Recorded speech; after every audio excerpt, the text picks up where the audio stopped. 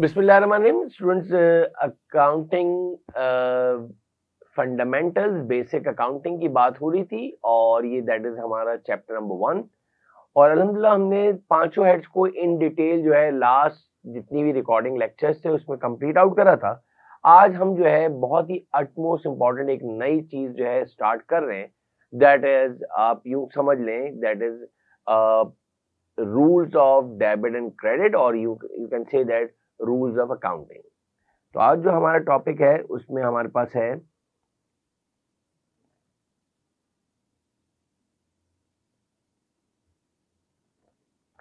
Chapter number 1,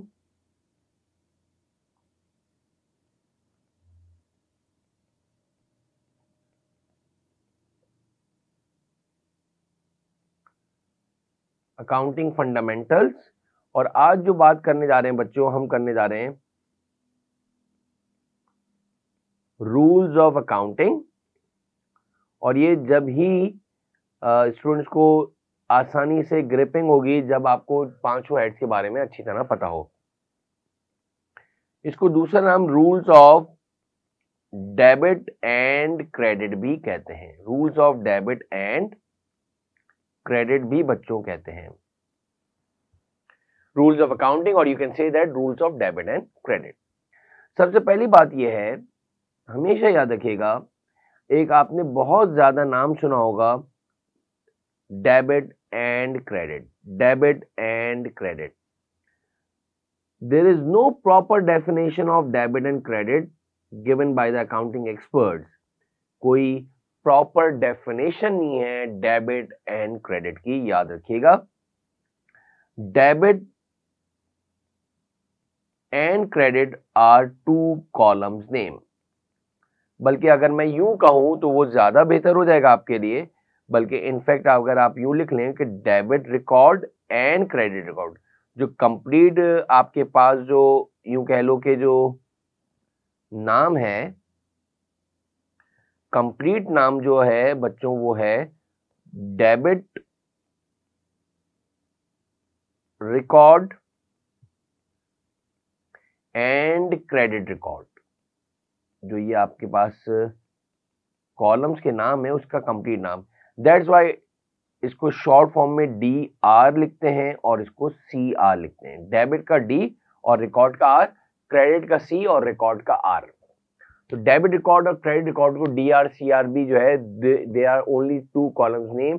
there is no proper और such specific definition of debit and credit. दो columns के नाम रख दिया अकाउंटिंग एक्सपर्ट ने और एक रजिस्टर के अंदर दो कॉलम्स खींचे। और अगर यूं कह लो the extreme right column of your journal, जो आप देख रहा होगा स्क्रीन पे, तो राइट कॉलम जो सबसे लास्ट कॉलम होता है दैट इज क्रेडिट, और इस क्रेडिट के जो है ऑपोजिट पे यानी कि बिसाइड जो इसके बराबर में जो है वो डेबिट का कॉलम होता है। डेबिट और क्रेडिट का बहुत सारे स्टूडेंट्स हमसे कहते हैं sir debit means increase, credit means decrease. इस तरह से अगर याद करेंगे तो डेफिनेटली बच्चों को प्रॉब्लम होती है, क्योंकि वो रूल्स जो है वो बाद में चेंज हो जाते हैं। तो there is no proper definition of debit and credit. अब अकाउंटिंग एक्सपर्ट्स ने जो ये डेबिट एंड क्रेडिट के लिए जो रूल्स बनाए हैं, हमने जो है सबसे अगर याद हो सारे स्टूडेंट्स को कि 5 हेड्स ऑफ अकाउंट्स होते हैं बच्चों, और वो 5 हेड्स ऑफ अकाउंट्स के अंदर आप यूं कर लो, समझ लो कि सबसे पहला आपका हेड जो है वो है एसेट्स। तो अकाउंटिंग एक्सपर्ट ने कहा whenever assets increases in the business, जब भी इंक्रीज होंगे तो आपको डेबिट जो है कॉलम में लिखना है। मैंने ये एरो भी डाल दिया इंक्रीज का। और जब भी एसेट आपके डिक्रीज होंगे बच्चों तो you are suppose to write in the credit column, यानी क्रेडिट के कॉलम में रिकॉर्ड करोगे। जब भी बिजनेस के अंदर एसेट्स इंक्रीज हो रहे होंगे तो डेबिट साइड पे रिकॉर्ड करोगे। और जब भी बिजनेस से एसेट्स, चाहे वो अब टेंजेबल हो, चाहे वो इनटेंजेबल हो, चाहे वो नॉन करंट हो, चाहे वो करंट हो, जब भी वो एसेट्स इंक्रीज हो रहे बिजनेस में, you are suppose to write in the debit side. And whenever assets decreases in the business, you are supposed to write in the credit column or the credit side. तो ये credit side नहीं बोलेंगे, credit record पे लिखेंगे, यानी कि credit के column में लिखेंगे। तो पहले हेड के लिए जो है इन्होंने जो है अकाउंटिंग एक्सपर्ट ने बताया कि एसेट जब भी इंक्रीज होते हैं तो डेबिट में रिकॉर्ड करो, जब भी एसेट डिक्रीज होंगे तो क्रेडिट में रिकॉर्ड करो। ऑन द अदर हैंड जो आपके पास, मैंने थोड़ा सा सीक्वेंस इधर जो है, वैसे तो हमने अल्सर पढ़ा हुआ था ताकि स्टूडेंट्स को आसानी से याद हो, मैंने एसेट के साथ एक्सपेंसेस को साथ लिख दिया है। यानी when ever assets and expenses, अगर यूं करके याद कर लोगे तो और जल्दी याद हो जाएगा। ये आपको याद करना पड़ेगा। जब भी एक्सपेंसेस इंक्रीज होंगे बिजनेस के तो याद रखिएगा आपके पास जो है वो डेबिट साइड पे रिकॉर्ड किए जाएंगे, और जब भी एक्सपेंसेस डिक्रीज होंगे, कम होंगे बिजनेस के, तो याद रख लीजिएगा वो आप क्रेडिट साइड पे, क्रेडिट कॉलम में रिकॉर्ड करोगे। यानी ये कहना गलत नहीं होगा कि ये आपके पास